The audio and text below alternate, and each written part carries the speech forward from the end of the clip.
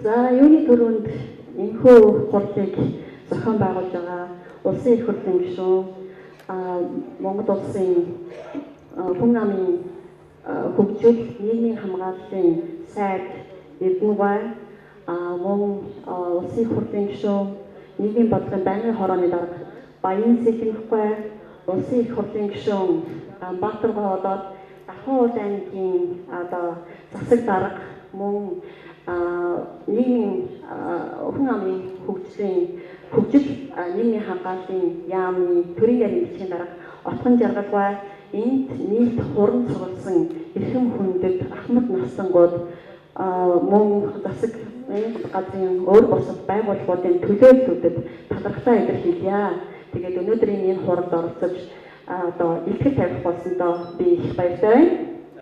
Мөн түүнчлэн энд цугласан нийт ахмад настангууд болоод ахмад настангуудын төлөө сэтгэл гарган ажилладаг бүхий л байгууллагын төлөөллүүд энд хуран цугласанд их баяртай байна. Та бүхэн бүгдэнд нь чин сэтгэлийн мэдчилгээ дэвшүүлье.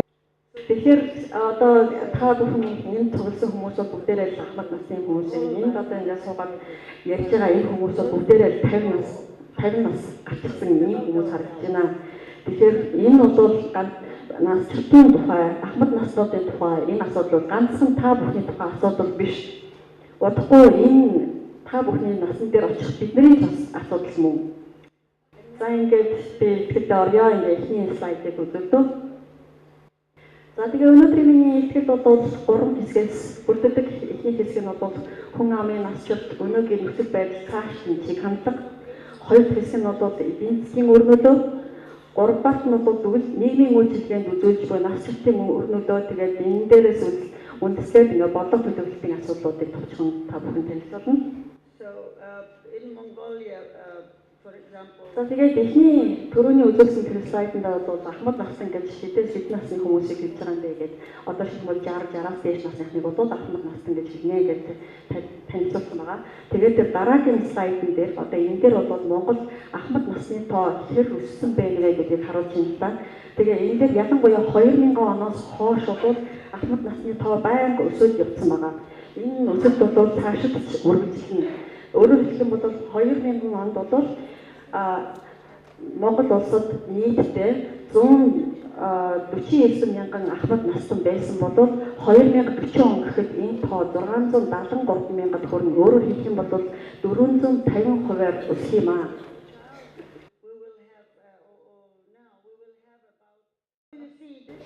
За тэгээд та бүхэн энд Монгол улсын хүн амын насжилтын бүтцийг олж харж байна. Яг энэ тодор өнгөөр бодсон байгаа нь бол одоо өнөөгийн байдал. Эндээс ингээ харах юм бол 0-аас 14 энэ залуу насныхын залуучуудын тоо хатсангүй өндөр ингэж харагдаж байгаа юм. 2040 он гэхэд бол одоо тэр бүдгэрүүдээс харагдсан байгаа тэр хэсэг харагдаж байна. Энд бол залуучуудын тоо хатсангүй цөөхөн харин ахмад настангуудын тоо хатсангүй их байх юм аа. Тэгээд энэ ахмад настангууд дотроо эмэгтэйчүүд их байх юм шүү гэж. Яагаад эмэгтэйчүүд их байх юм бэ? Байж ах юм бэ гэхээр эмэгтэйчүүд бол эмэгтэйчүүдтэй харьцуулах юм бол таних их татдаг, арх хэрэглэдэг. Одоо янз бүрийн эрүүл бус зан үйл их байж байна. Тийм учраас эмэгтэйчүүд нь эмэгтэйчүүдтэй харьцуулах бол богино асуудал. Өөрөөр хэлэх юм бол ирээдүйд өндөр настангууд ихсэн. Тэр өндөр настангуудын дотор эмэгтэйчүүд их байна. Энэ талаар бол манай эрхийн эрүүл мэндийн байгууллагын ажилтан тодорхой хийж өгөх байхаа гэж бодсон.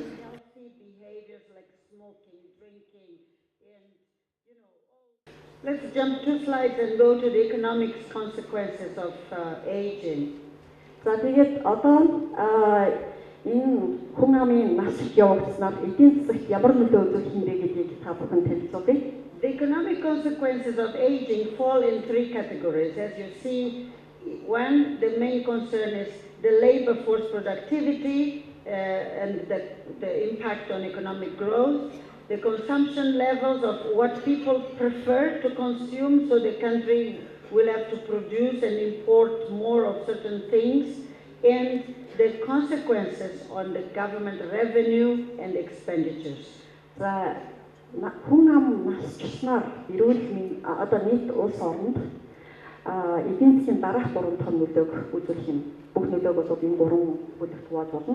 Нэгдүгээрт нь бол ерөнхийдөө ажиллах хүчний бүтээмж багасаад эдийн засгийн өсөлт бол буурах ийм хандлагад ордог. Хоёрдугаарт нь хэрэглээний түвшин өөрчлөгдөж мөн хэрэглээний хэв маягч бас өөрчлөгдөнө. Гуравдугаарт нь энэ насжилт бол улсын төсвийн орлого зардал тал дээр нэлээд нөлөө үзүүлж юм шүү. Now, on the productivity, because there will be, the elderly people are growing faster, there will be more elderly people for each person who is working. So the ratio will be for, right now we have 10 people working for each person who is over 60. But in 2040, we will have only 4 people working for every older person. За нэгдүгээр нь одоо энэ ажиллах хүчний бүтээмж гэдэг ярьж байгаа хөдөлмөрийн бүтээмжийн тал дээр юу гэхээр одоо бол ажил хөдөлмөр эхэлж байгаа 10 хүн тутамд нэг нь 60-аас дээш насны өндөр настай байж таарч байгаа. 2040 он гэхэд энэ харьцаа 4-1 болно. Өөрөөр хэлбэл ажил хөдөлмөр эхэлж байгаа 4 хүн тутмаас нэг нь бол 4 хүн тутамд нэг өндөр насны ногдох ийм харьцаан дээр очих байгаа. And the people who will be working, and we heard the minister saying they will open opportunities for all the people to work, but even if they go to work, because their bodies are a little bit weaker, they will be a little slower, and therefore the productivity levels overall of the country will decrease. За тэгээд түрүүн Эрдэнэ сайд ихтэйгээр дөрвсөн одоо ахмад наснуудын хөдөлмөр эрхлэлтийг дэмжинэ гэж хэдийгээр ахмад насангууд хөдөлмөр эрхлэлтэй гэсэн тэр хүмүүсийн бие махбодын хэрэгцээнээс одоо чадвараас шалтгаалаад тэр залуу хүн шиг тэгж хурдан одоо ажил хөдөлмөрийг үүсгэх ийм боломжгүй юм аа. Хайцсангуу одоо удаан хөдөлмөрийн бүтээмж хайцсангуу бага байх болно. Тэгээд ерөнхийдөө бол одоо хөдөлмөрийн бүтээмж буурна гэсэн үг. That means also that economic growth will not be as fast as today. Тэгээд энэ нь юу гэсэн үг вэ гэхээр эдийн засгийн өсөлт гэсэн өнөөдрийнх шиг тийм хурдтай байж чадахгүй гэсэн үг. Now looking at the consumption levels and patterns, all the people will consume things very different from the younger ones. The younger ones prefer to have their iPads and SUVs and iPhones. The older people will prefer probably will need more hearing aids and walking sticks and also wheelchairs, all sorts of support that are needed in society, and even in the supermarkets, the types of foods that younger people prefer are not the same as. So it's important for the society, the private sector, the government to be aware of the changes in the market preferences. За хэрэглээний тал дээр ахмад насны хөгшин настай хүмүүсийн хэрэглэдэг хэрэглээ бол залуучуудынхаас шал өөр. Залуучууд өнөөдөр юг хамгийн сонирхож хэрэглэж байгаа нэр iPad, iPhone, машин хэрэг унаа гэж шал өөр сонирхож байгаа. Хүмүүс өндөр настай болоод ирэхээр настай хөгшин хүмүүсийн сонирхож хэрэглээ юу ах вэ гэхээр сонсголын аппарат, таяг, хэрэгэнцэр одоо эрүүл мэндийн холбогдлолтой ийм бага бүтээгдэхүүнүүд болж хувирдаг. Идэж уух зүйл ялгаа байхгүй. Залуучуудын хэрэглэдэг хүнсний бүтээгдэхүүн, хөгшин настай хүмүүсийн хэрэглэдэг хүнсний бүтээгдэхүүнүүд өөр. Тийм учраас энийг төр засаг төдийгүй хувийн секторын гэсэн ялгаа байхгүй. Урьдаас одоо мэдэрч энд нь тохирсон үйлчлэгээ юмнуудыг үзүүлдэг болоход анхаарах зүйтэй юм аа. And also the consumption levels will decline, and because the older people have smaller income, and the poverty of the old usually increases. За энэтэй зэрэгцээд бол одоо хэрэглээ буурдаг. Ягаад гэвэл настангуудын ихэнх нь тэтгэврээр амьдарч байгаа орлого багатай. Тийм учраас хэрэглээ бол буурна. Мөн түүнчлэн настангуудын дунд бол ядуур эрс хандлагатай болдог. In terms of the government revenue and expenditures, the revenue from income and consumption taxes will decline because less people are working, there will be more pressures on other tax forms, and the expenditures of government on social insurance and social protection will increase. Because right now, the pension system of Mongolia is like they are paying with whatever they're getting. There is no fund invested for social insurance. We are still using the money that we are earning every year to pay for social security. So government needs to start thinking about social pension or pension fund so that they can finance all the social insurance. За энэ зүйлсэд бол хүн амын орлогын албан татвар буураа явчихна. Мөн түүнчлэн одоо хэрэглэнээс орж иж байгаа татварууд бол буурна. Тэгээд өөр бусад одоо татварын дарамтууд нэмэгдэж эхэлнэ. Мөн түүнчлэн энэ цаашид бол нийгмийн даатгал, тэтгэвэр тэтгэмжийн хэмжээ бол өснө. Энэ дээр Монгол улс өнөөдөр бол хаанаас ямар мөнгө орж иж байна. Яг тэрүүгээр ингээд эргүүлээд тэтгэвэр тэтгэмжээ төлөөд явж байгаа. Өөрөөр хэлэх юм бол орж иж байгаа мөнгнүүд хоригдлол үүсгээд тэр хоригдлол нь хөрөнгө оруулалтуудад ингээд улам нэмэгддэг ийм процесс хараахан бүрдээгүй байгаа учраас цаашид одоо төр засгийн зүгээс энэ нийгмийн халамж үйлчилгээ тэтгэвэр тэтгэмжинд зарцуулах одоо зардал өснө шүү гэж энэ бас тэмдэглэж хэлмээр байна. And I think this coming slide is only continuing to show you, if you can read there, all the, the continued effects on social services, like the health care will need to shift slightly from pediatrics, from adolescent health into gerontology, which today is not so developed in Mongolia. So there is a need to start very fast developing that. The old care facilities, like the minister said, are necessary because even if the family members want to take care of the old elderly, sometimes they both work and they leave the older person who needs assistance at home. That is more dangerous than putting that person in a care home. Or maybe the person doesn't have children. So we need to start thinking about those things. We need to think about access to buildings as well. За өөрөөр хэлбэл энэ нэг одоо эрүүл мэндийн үйлчилгээнд бол нэлээд өөрчлөлт гарах юм аа. Өнөөдөр бол Монгол улс нярайн одоо хүүхдийн эрүүл мэндэд нэлээд анхаарч тэднэртээ одоо анхаарч эхэлж байна. Гэвч одоо энэ яваанда өсвөр насны эрүүл мэндэд анхаарах чиглэлтэй өөрчлөлтөд бүр одоо өндөр насны ихсэхэд бол геронтологийн үйлчилгээнд анхаарахгүй болохгүй болно. Гэтэл геронтологийн үйлчилгээ гэдэг зүйл бол Монголд өнөөдөр бас тэгтлээ өндөр түвшинд хөгжиж хараахан амжаагүй байна. Тийм учраас энүүнийг нэгдүгээрт одоо сайжруулах шаардлагатай. Түрүүн дөрвсөн тэр өндөр наснгуудад зориулсан асрамжийн үйлчилгээг сайжруулах нь зүйтэй гэж. Тэгэхээр яваандаа бол одоо өөр хүүхэдгүй өндөр наснгууд ихсийг өгүүлэхгүй мөн түнчлэн өөр хүүхэдтэй байлаа гэхэд тэр өөр хүүхдүүдийн бүгдээрээ ажил хийгээд эцгийнхээ асарч хамгаалах ийм завгүй байхыг өгүүлэхгүй. Тэгээд асрамж шаардлагатай тэр өндөр насны өдөржингөө гэрт нь ганцаараа ингэ орхиод ингээд явах нь бол тэр үдчихэж байгаа хүндээч аюултай орхиод явж байгаа хүмүүстэйч аюултай учраас зайлшгүй энэ асрамжийн үйлчилгээг бол сайжруулах нь зүйтэй байгаа.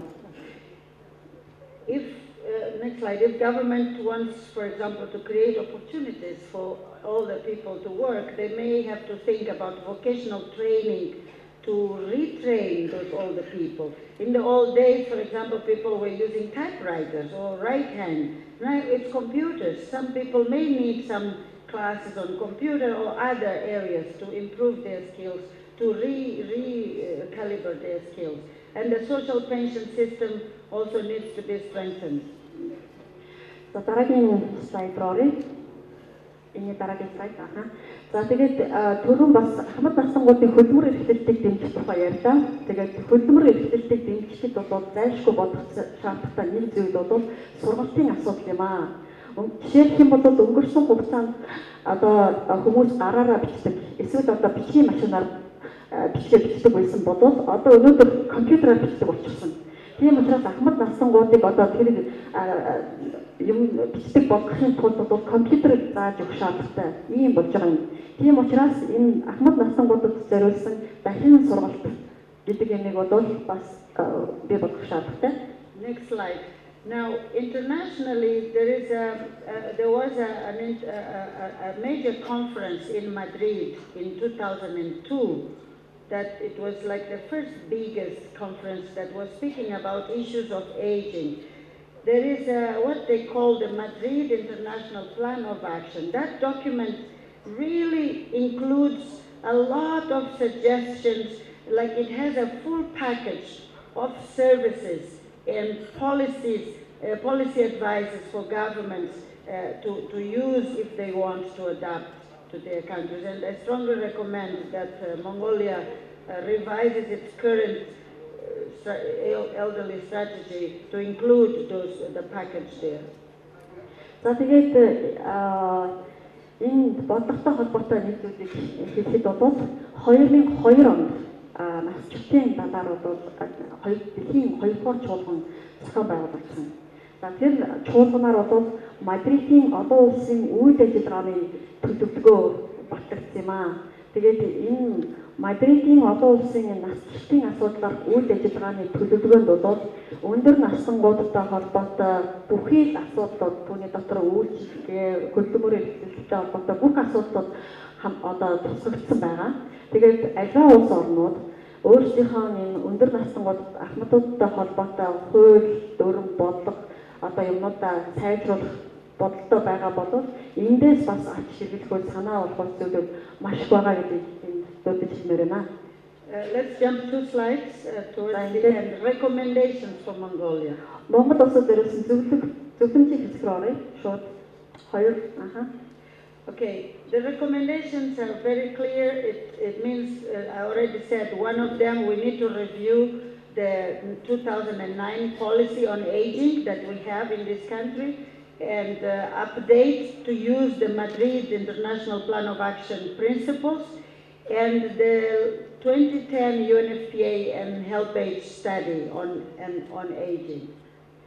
За тэгэхээр энэ дээр хамгийн түрүүнд Монгол улсын зүгээс бол энэ 2009 онд баталсан насжилтын стратеги байгаа. Тэр насжилтын стратегийн хэрэгжил хэр явж байна гэдгийг үнэлэх шаардлагатай болов гэж бодож байна. Мөн түнчлэн одоо энэ Мадридын олон улсын насжилтын асуудлаар төлөвлөгөө болоод энэ 2010 онд нэгдсэн үндэсний байгууллагын хүн амын сан HealthAge олон улсын байгууллагаас одоо явуулсан судалгаан дээр үндэслэн одоо цаашид энэ насжилтынхаа стратегийг боловсронгуй болгох энэ зүйлтэй болов гэж бодож. You see, the Madrid Plan of Action includes issues beyond health.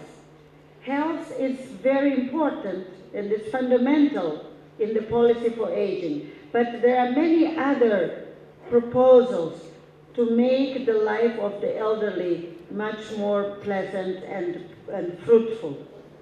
За тэгээд энэ Мадридын төлөвлөгөөнд бол ганц өндөр насангуудад зориулсан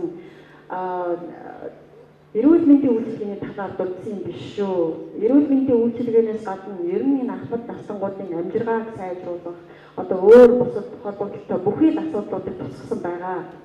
We need to conduct a very in-depth study on the living conditions of the elderly in Mongolia, focusing on rural and disadvantaged populations and elderly women.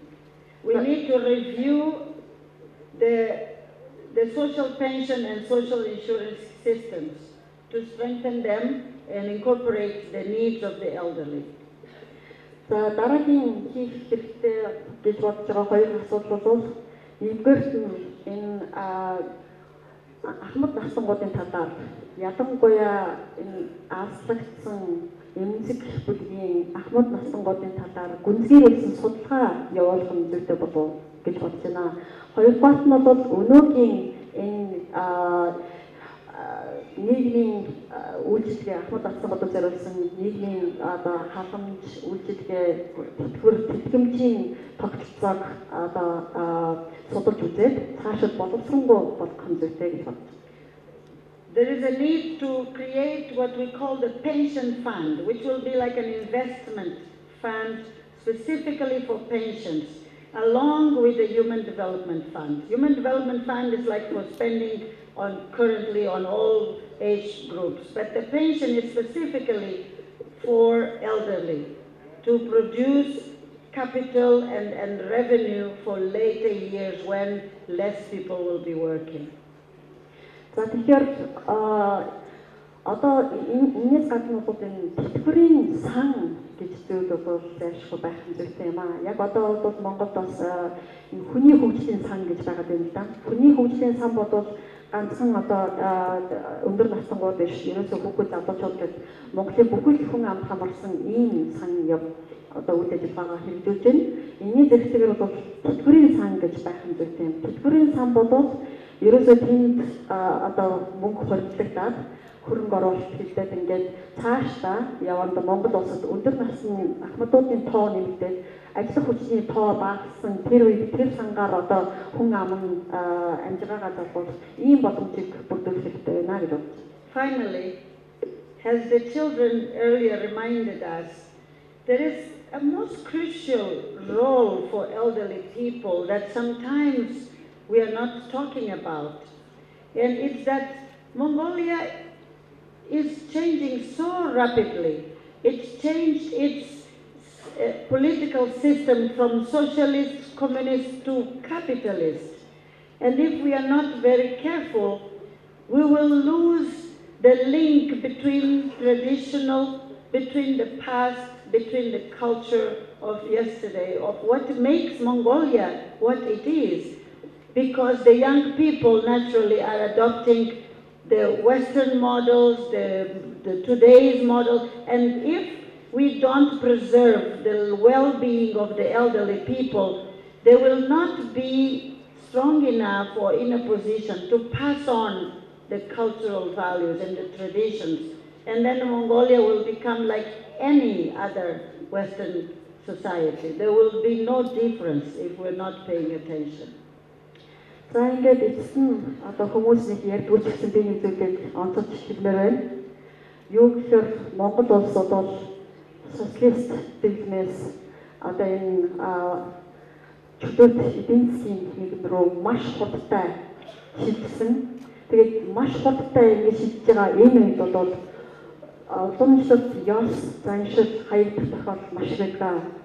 Ингээд одоо ахмад наснуудынхаа амжиргаагийн бэхжүүлж сайн сайхан амьдрах энэ боломжийг нь хангаж залуу үеэ сургах энэ боломжоор нь хангаж өгөхгүй бол одоо өсөж бий болж байгаа шинэ үеийнхэн залуучууд ахмадуудын тэр үгийг сонсох гэхээсээ илүү барууны шинэ зүйлүүдэд илүү автаж тэдний сэтгэлгээ тэр одоо ахмадуудаа тоод үл ойлгох гэх юм одоо тийм сэтгэлгээ рүү явж орох юм аа. Нэг ингээд тийм сэтгэлгээрээ явж ороод ингэсэн тохиолдол бол эргээд одоо тэр ахмад насангуудаа хүнддэг соёл уламжлалаа хадгалдаг энэ юмыг бий болгоно гэдэг бол маш хүнд. Ийм юмд орохгүй тул өнөөдрөөс одоо нэг яралтаагаар энэ ахмад насангуудынхаа амжиргааг бэхжүүлж энэ хүмүүсийг залуу үедээ энэ үнэтэй уламжлалаа авч үлдэх энэ боломжийг нь хангахгүй бол удахгүй Монгол улс яг л тэр барууныхантай адилхан ийм одоо ялгаа авахгүй тийм улс болчихгүй гэж ингэж бодож байна.